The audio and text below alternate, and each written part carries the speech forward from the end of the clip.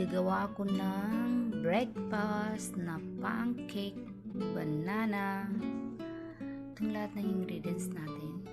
Special the flavors banana. Yung harina natin, fresh milk, cooking oil, cheese, honey, 1 egg, salt, and sugar. And now let's all combine. Start. First is instant yeast and the fresh milk.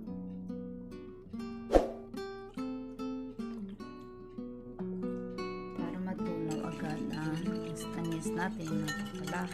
Okay. The second is salt.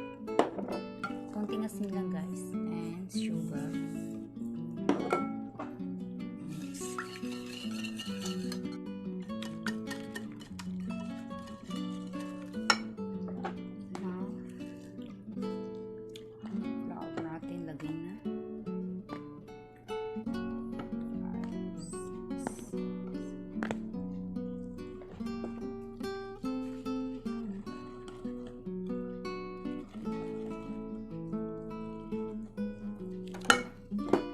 Sabay na natin ng itlog.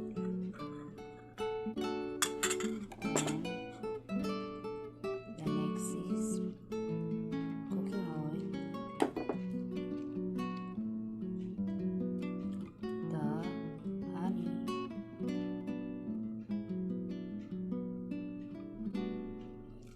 And of course the cheese.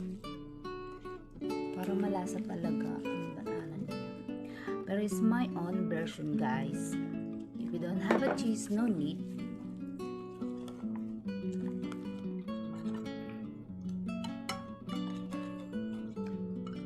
Ganito lang siya kalapot guys.